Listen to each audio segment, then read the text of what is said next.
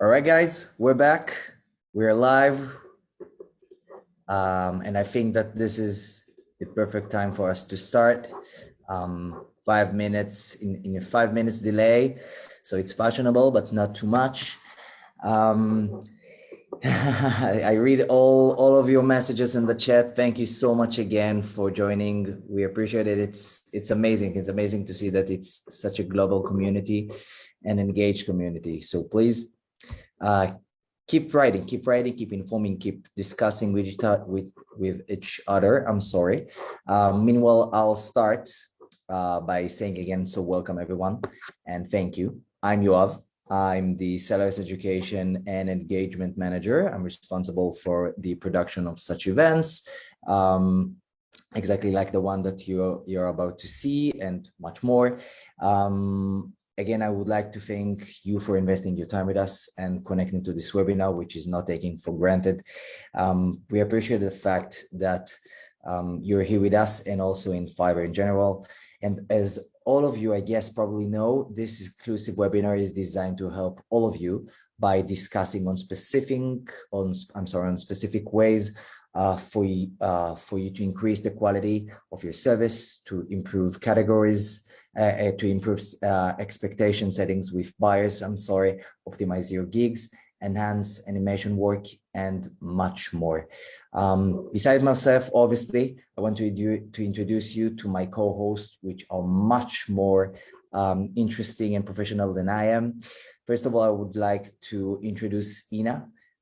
She's one of our top talented and creative sellers in the video and animation vertical.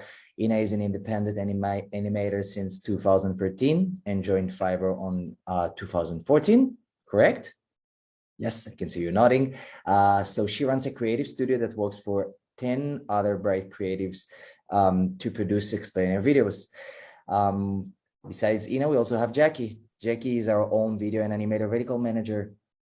Hi, Jackie. Thank you. Jackie is a former TV production manager, and now on Fiverr, she is responsible for the category structures, new services, and keeping an eye out for new video trends and technologies.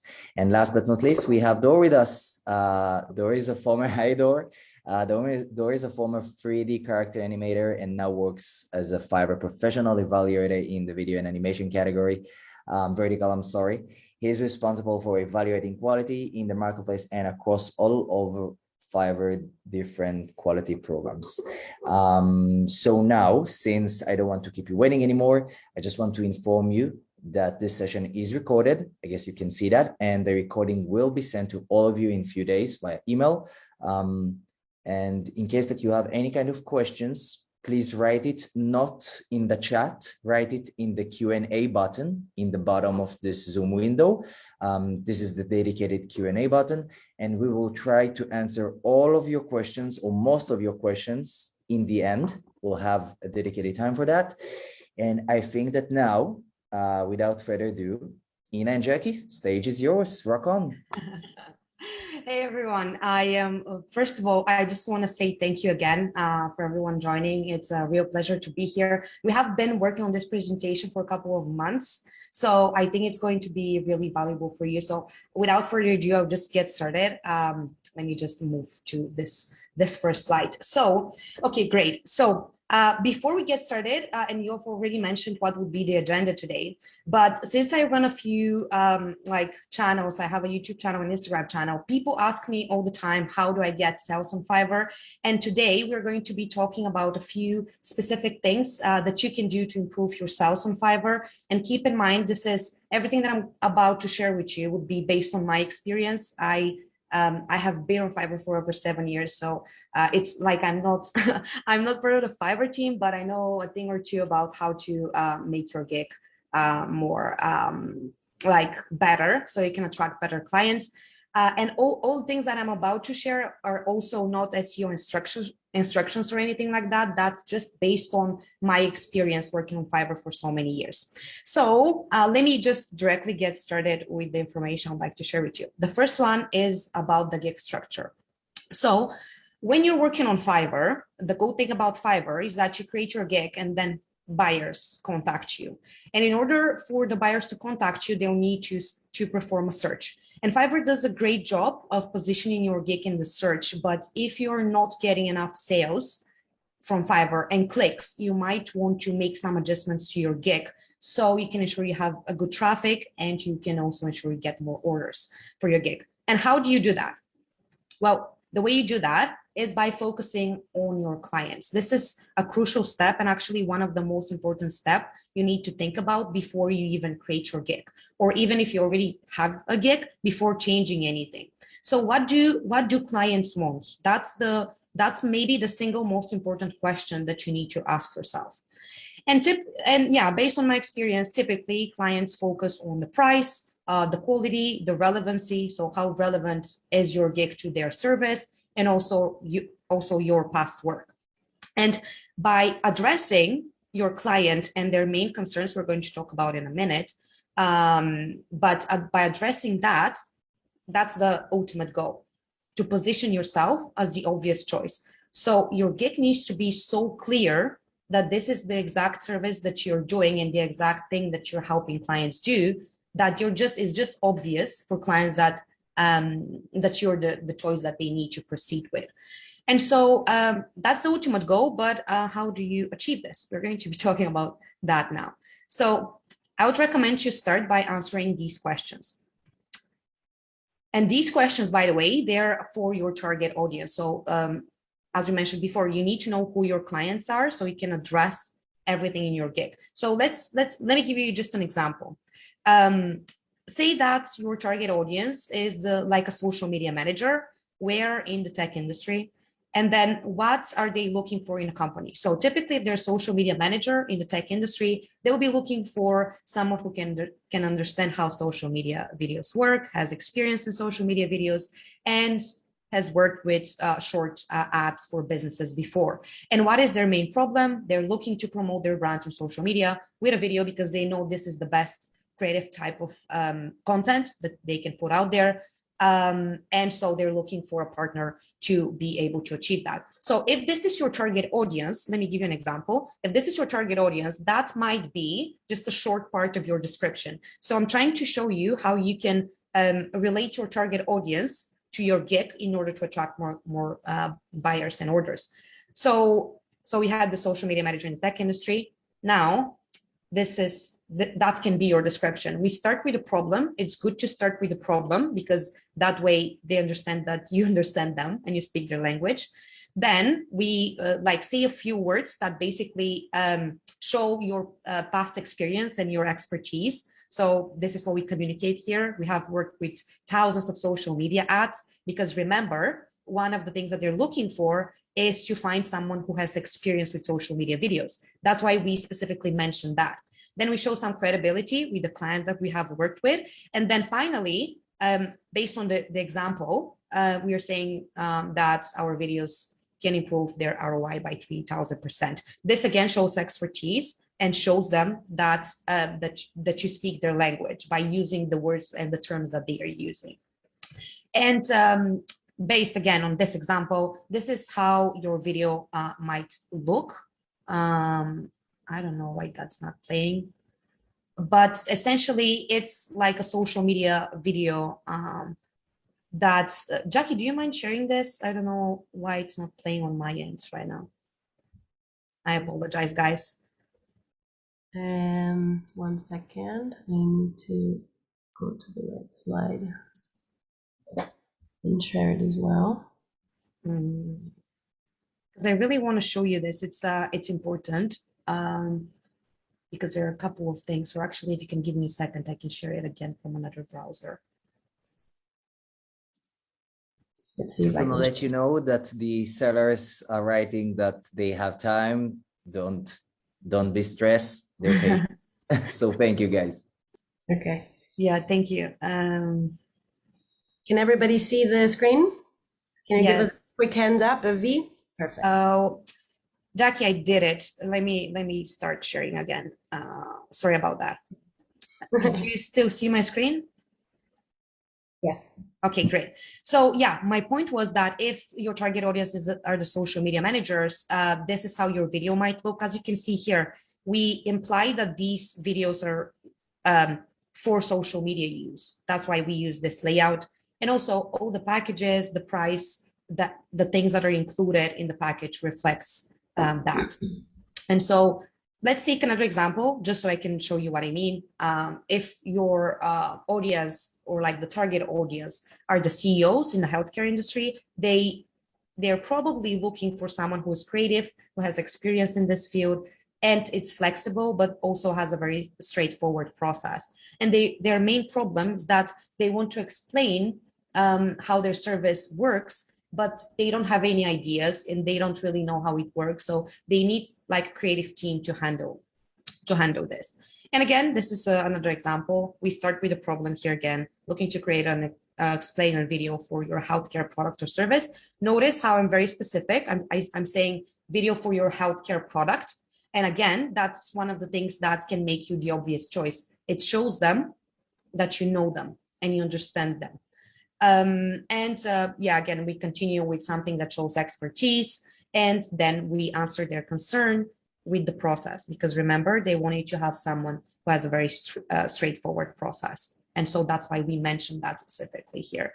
And that might be the video of your gig. So here we have like a show reel, also the features, the packages, everything reflects our target audience. It's all about the target audience that we want to target. And this is how our like target audience like document looks. I won't spend a lot of time into this, but I just wanted to show you how detailed it is, because we have like, we even went further and we wrote what are their hobbies, what are some things that are important for them, what kind of brands do they buy. So that way we want to ensure we really know these people. And by the way, just a quick note, if you don't have an idea about who your target audience is, just think about like your passion and who do you want to sell to, and just make sure you have fun with it. And so moving forward, let me just go now. We'll start with the specifics. We'll start with the gig title. So the gig title needs to be short and informative at the same time. The thing is, buyers on Fiverr, they skim through a lot of gigs. And so they put a keyword in the search, they just search, and they see a bunch of different gigs. And so you need to make sure that your gig title is short and snappy, because otherwise they won't even notice your gig. Remember that the buyer needs to first see your gig, to notice it, to click on it, and then buy. So your first task would be to make sure you grab their interest. So that's why it needs to be short. It's better to be concrete, so you can use specific keywords and like specific terms, again, based on your target audience. And it's best to pick one service. So just pick one service that you offer. If you like add a bunch of services like in your gig title, this is what your buyers would be experiencing, because it's just so confusing. Like you can't do a millions of things at once. So yeah, it's just, yeah, pushes them away. And here are a few examples for you. Like you might say, I'll animate your blockchain video in a corporate style, so super specific. Or you might say, I'll animate your children's book in 2 days. But don't say, like, I'll animate your music video, explainer video, cartoon video, and fix your car and like do 5 million things. Just focus on one. Or if it's like the other bad practice is to just be too broad, like say, I'll create an animation. Again, this doesn't tell me anything important. And again, keep your audience in mind. I'm sorry for repeating this like so many times, but it's just, I really want to stress out that this is super important. And next, let's talk about your video. So think of your video as your business card. When you got your buyer's attention to click on your gig, now it's time to impress them with a video, because they'll be looking to buy a video. And based on my experience, it's better to use a show reel than using a sales video. And what I mean by sales video is essentially an explainer video that explains why they should choose you. And the reason why, like in the past, we tried with the sales video and it didn't work so well, was because we figured out that the buyers, they want to see our expertise and our like work, rather than convincing them that they should buy an explainer video. Because keep in mind that 99% of the time they already know what explainer video is. They already probably even know the process. They probably already know what's included because they can see it on your gig. So focus on showing your work. That would make buyers buy, and you can show your expertise. And also your video thumbnail is vital. So if like, that's the other, like, that's to my point of your gig title, because your gig title is one of the most important things. And then the second most important thing, in my opinion, is the thumbnail, because these two things are the first things buyers see on Fiverr before they click on your gig. And actually in the past, we experimented with a thumbnail and we got, I think, 50% more sales, maybe 1 month after we changed, like in a month after we changed the thumbnail, just by changing the thumbnail without changing anything else. So that was like really cool. And so here's a good example. I'll animate your children's book in 2 days. It's relevant, it's like exciting, it's powerful, people notice this.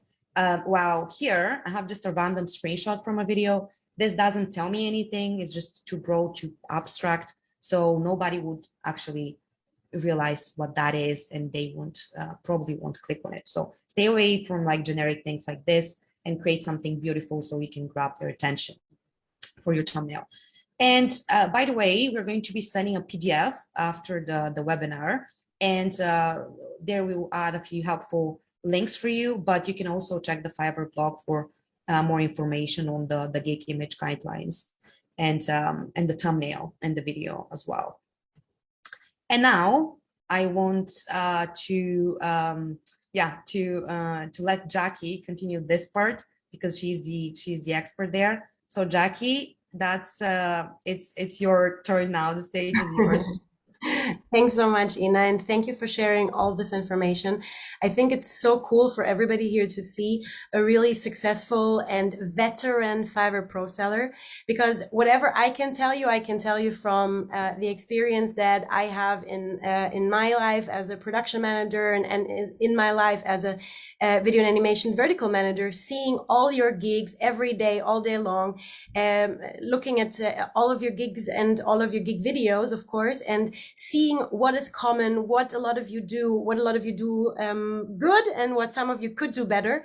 And this is exactly why we wanted to have this webinar today, to help you get even better than you are. You will see in a few seconds a few really good examples that I wanted to show you to inspire you. But why is a gig video, or why is your gig video so important? So I think all of us go to different e-commerce stores and marketplaces all the time. I will not name names. Everybody has their own preferences. But I think it's totally clear at this point, latest by Corona, that we all love online shopping. And this is not only for products, but also for services. And this is why you're here. And this is why you are Fiverr sellers. In general e-commerce, it's already known that buyers are around 84% convinced to buy a product more because they have seen a product video. Okay, they have seen a video of the product or the service, and that convinced them on buying. For you as video creators, I think these 84% will not even cut it, because for you, your video is your product. And no one will know what your work actually looks like if you're not showing them. So everything that this webinar is today, we're circling around the buyer expectation, how to improve it, and how to make clear what you can bring to the table and why you are the right fit and the right seller for a potential buyer. So by the time that somebody clicked on your gig, you did already a great job, right? Your gig did something right. Your thumbnail, your title interested the buyer. So this is great. But now they want to know more about you, about your work. And you only have seconds in most cases of the attention of your buyer to make your pitch, to show your buyer that you are their seller before they move on to the next one. So it's time to show why to choose you, and that there's no better way to do it than with your gig video. So the first few seconds of your video are crucial. If you do not get the user's attention, then you might lose them and might lose the order. So be short and fast. The first few seconds, again, are crucial. Be creative. This is why your buyers are coming to you. They do not only want you to create any video. They want the video. They want a cool video. They want a video that represents themselves and their services in the style that they are like and that they like to see. And they want to be original in many cases. So be creative and show them what you can do for them. And on the other hand, of course, like be knowledgeable about the technical aspects. Use a landscape mode already in your gig video. So really to make the most use of the place that you have in your gig video, use a high resolution to optimize the full frame. And now I really want to show you a few examples of what your gig video could be. Because Ina already spoke a bit about like a sales video, like, you know, I'm sure you've seen them across the marketplace a lot. Usually they're under edited with some stock footage, and then there's some fancy typography, animated typography that says you need a explainer or short video ad because your buyers are more inclined to convert. You want to convert your buyers with showing them what you can actually do, right? So show them by showing them a show reel that is relevant to your offered service.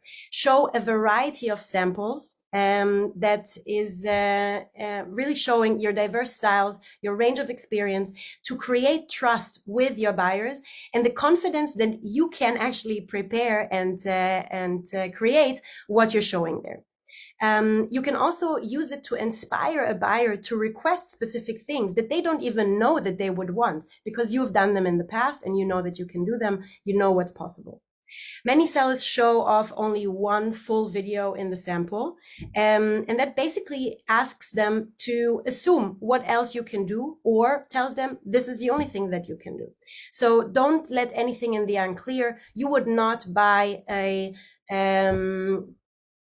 black suit from somebody who offers a white t-shirt in his store because you don't know that they can do it and that they can do it well. Another option is to show who you are, to give your buyers a peek behind the scenes, as I would like to say.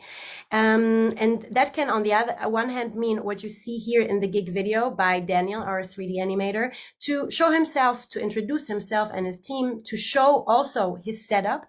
And like you can see here in these animations, in these videos and show reels, to show the process and the before and after of what you can do. If you do that, you again create trust. You show the buyer that it's you that is doing this job, how you're doing it, and it's really impressive. I mean, for you guys, it's interesting to see for sure, but for your buyer, it really creates trust and authenticity. When you appear as yourself in the video, like we see here in this live action gig show reel, then make sure that you record yourself like from a great front facing angle, that the buyer can see you, and make sure to really be yourself, to be real.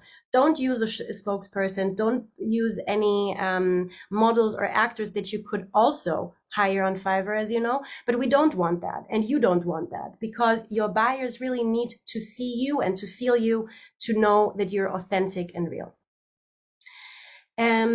Another really cool thing that I love to see, and I would encourage you all to do it more, is to show off your packages scopes with your videos. As you can see here in this logo animation gig show reel, it's gig video, sorry, we can see different complexities of the animation that are included in either the basic or the detailed or the standard or the complex package. So really use this video to communicate what kind of complexities, different styles, different methodologies and technologies you use, because we all know that with services like video and animation, it's hard for you to price them, but it's even harder for buyers to understand the pricing. So use this to explain to them, this is what you can get for this price point and for this package. And last but not least, one thing that I think is also really cool is using your style and your skill to describe your process, to describe requirements that you have to your buyers before you even start your order. Like this logo animation gig, sorry, it's a Latin website animation gig actually, from Ad Laude. And he really uses his skill and his style to explain the process, what kind of steps along the way he has, what requirements there are for the buyer. So it serves as a form of communication before any communication has ever happened between buyer and seller. So I think it's really a good option to answer questions that you know are coming from buyers often, and to ask questions that you would like your buyers to ask themselves before they come to you, so that they have a clear mind setting what they will ask from you. Yeah, so there is a lot of other information that Ina is also going to include, or has included, in the PDF that we're sharing, but I'm hoping that this information is inspiring to you, and I hope that we will see much more of such examples in the future, and you show off all your different samples, references, notable clients in your gig videos, and we see less videos that look all the same, because this way your buyers really don't know what you can get. Ina, now you are the expert again for continuing with gig description, and we're soon going to get into animation process and tips. So I'll hand it over to you again. Thank you, Jackie. Thank you. That's super inspiring, and yeah, it's thank you. I think these examples are really, really cool and different and exciting in different ways that you can approach video. So okay, so let me move forward to the gig description. So with the gig description, in my experience, it's best, like I have summarized that for you guys, but like it's best if you answer all these questions in your gig requirements. I don't mean including the questions or even following the same order that you see here, but it's important to include information about these things. And here is a quick example. So as you can see here, we again start with the problem and we address the target audience. We talk about our experience, we talk about the client, talk about who we are, what makes us different, what's the process. And again, here and there, we have a few terms that our target audience uses, so we can gain their trust. So again, keep the audience in mind, and be sure to answer at least 5 of these questions. But yeah, just try to answer these questions, but not make it super long. So you can keep only the essential information there. And the other cool things that you can do that would help you get more sales on Fiverr would be to use the FAQ section, use the portfolio, use the milestones, and also, if possible, use the public delivery. If your client allows that, that gives your gig like more life to your gig and also makes you more trustworthy. And you can also include links in your description, and these are the websites that you can use for the links. So now I'm excited to start the animation process, because that's super cool. And before I get started, just wanted to say that me and my team, we work with After Effects and we create custom animations. So if you don't work with After Effects, I'll still try to share some tips with you, more generic things. But if you work with After Effects, I think you're going to find this useful. So let me start by telling you a bit more about our process. And I'm going to be quick, because I know probably some of you already follow the same process or a similar process. So I just want to make a few points here. Before we get started, like say, for example, we already have the order, we always discuss the style with the client. So that way we can be crystal clear on the stylistic direction we're going for, so we can avoid the back and forth. And in terms of the script, we always start with the script, in terms of the process, sorry. In terms of the process, we always start with the script, where we have the voiceover script and the visual ideas. Then we move forward to the voiceover. And by the way, we partner with a lot of voiceover artists on Fiverr. So yeah, I guess a lot of you guys do that too. Then we do sketches, like a rough representation of the scenes, to ensure that the storyline makes sense for the client and that the client likes the idea behind every scene.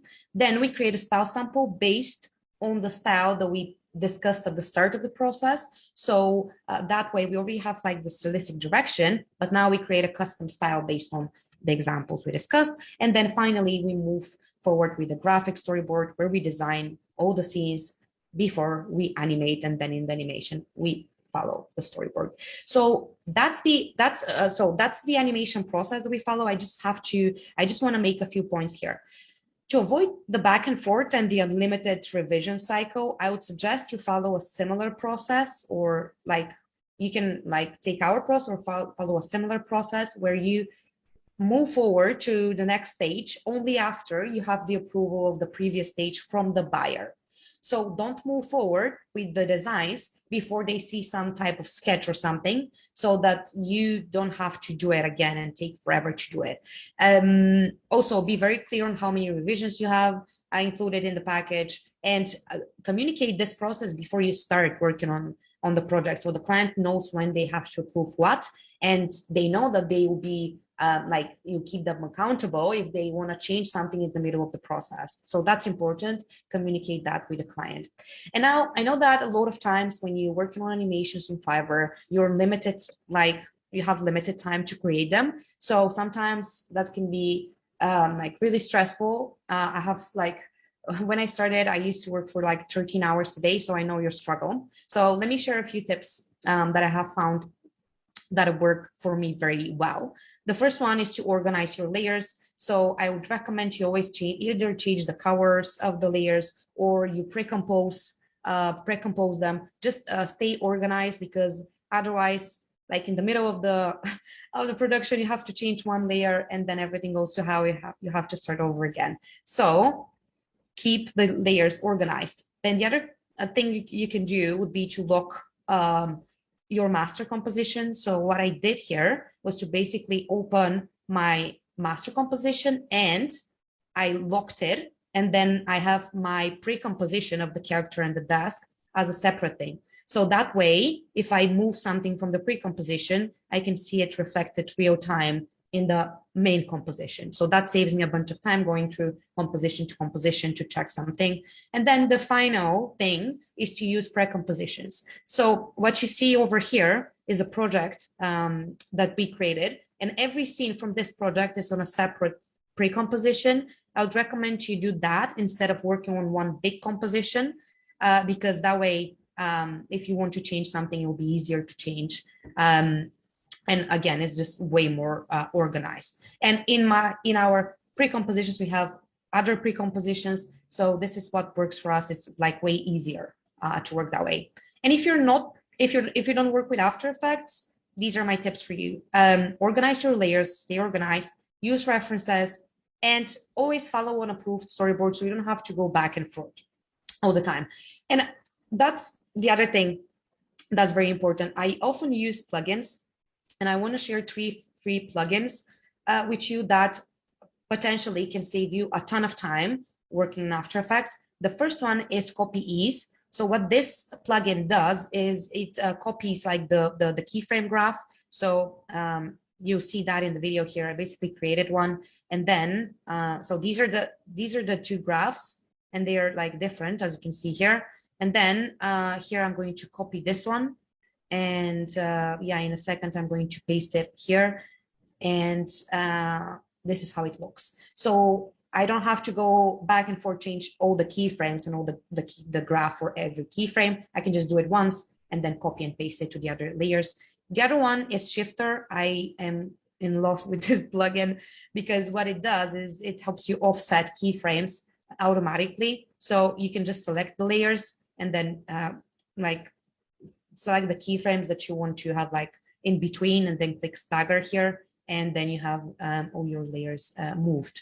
And the third one is the Animation Composer tree. I think you are probably familiar with this one, but it has a lot of presets, a lot of overlays, sound effects even. So it's pretty cool, and you can also change the settings after you apply the plugin. So that's cool. And now I want to show you like an actual thing that I had to animate, and how I used all these things to be able to achieve that in under a minute. So here's the task. We have all these icons here. I think they're like 100, no, actually more than 200 icons. And I want to animate like just a quick pop effect and I want to apply it everywhere. I want to apply it to all the icons. So if I do this manually, that would take like maybe 2 hours if I have to do it for every icon. So here's what I'm going to do. I'm going to show you in a second. First, I'm using the animation composer tree. I'm selecting this effect because I want to use this effect for all the icons. Then I'm going to just move that a little bit to the right so I can adjust the duration. I will then copy this preset. I'm going to select all the layers, all the icons that I have, and I'm going to paste this effect. So here. And then I'm going to open up Shifter and I'm going to click, like, say 3 frames here. I'm going to click on this icon and stagger. And so now, as you can see, all my keyframes are offsetted. I have the same animation everywhere, but I just did it once. And then I used the plugins to animate it. So that literally took like 40 seconds to do. And you could do a bunch of other things with the plugins, but that was just a quick example. So now moving forward with the animation tips, I would like to give you some tips if you're a beginner or even if you're a pro, like no matter where you are in your animation journey. Let me start with the beginner. So if you're just starting out with After Effects, I would recommend you first get familiar with the software. It's very important to know how the program works. And obviously you can't know everything, but you need to know the basic things. I would recommend you watch this tutorial. It's really long, like more than 4 hours, but it's really, really, really good. And you can learn a lot of things and it's free and it's on YouTube. In the PDF, you'll have the links for all these videos, by the way. Then after you are familiar with After Effects, I would recommend you try animating simple shapes or text animations. That's typically easier than character animations and 3D and all that type of stuff. So I would recommend you start with something easy, something like that. And then when you learn how to animate these things, you can move forward with character animation. That's, of course, a recommendation, but this is one of my videos where I animate the character in After Effects. So yeah, I would recommend you focus on character animation if you're into character animation. Then while you work on character animation, I would recommend you use references. Sometimes it's very hard when you're animating a person doing something like a character to really know how the body moves in certain positions. So always use references to make sure your movements are realistic. Then when you're already a pro, I would recommend you watch something like this. So this is a very cool tutorial. It uses a lot of frame by frame animation, shape animation, and this is actually what he creates at the end. Let me show you here at the start. So this is the final output. So yeah, a lot of cool things here. So you might, if you're into character animation and you're advanced, I would recommend you watch this one. And here are my favorite YouTubers like Ben Marriott. You probably already know him. Animotion and the Keyframe Academy. I love these guys. They're great.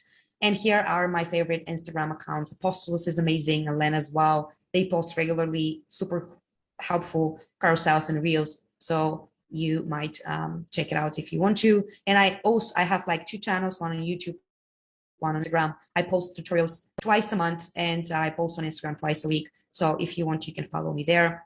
And now I want to talk a bit more about the animation trends. So this is something that I receive often as a question from my professional accounts, and I want to talk about it now just briefly. But the first one that I want to talk about would be the Google-like style. So the Google-like style is a very clear style. It's a very straightforward, straight to the point.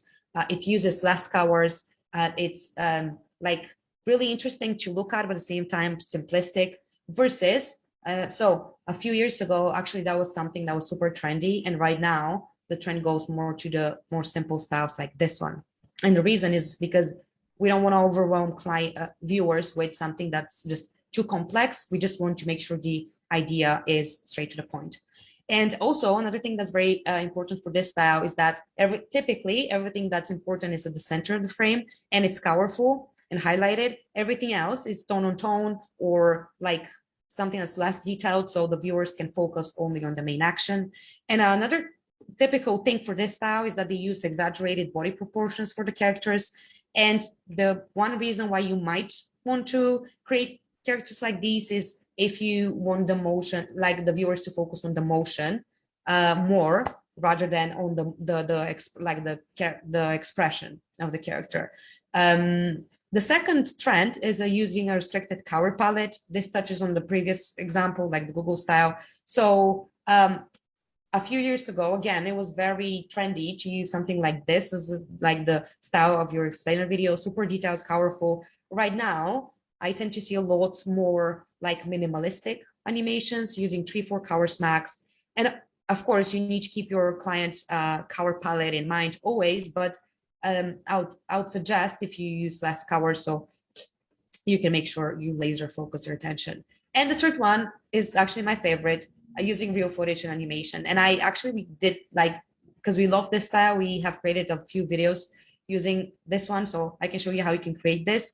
The first way would be to add a picture or a video and then animate on top of it. The second way is to create a stop motion video. And the third way would be to just create a 2D animation and include real pictures in it. So let me show you a few examples. This video is where we have like real pictures and then we animate it on top of the pictures. And the reason why we chose this style was because we wanted to focus on for the client, the culture of the city, like the city culture was really important. So we wanted to include some iconic buildings from my city, and that was the goal. That's why we use this style. This one is another one where we combined real footage and animation. And here we already had the video, like we filmed the video and then we added the animation on top of it. We traced it, we traced some parts, and then we added the effects to make it more interesting to watch than just a real footage video. And then the final example is where we included real things in a 2D animated video. So we have real pictures, we have like real screenshots. We also have like further down here, we also have like some elements that are semi-animated and semi-realistic. But the goal here was to make sure the video is as realistic as possible. So that's why we used this style. So that's it for me. I'm really hoping you guys found this useful.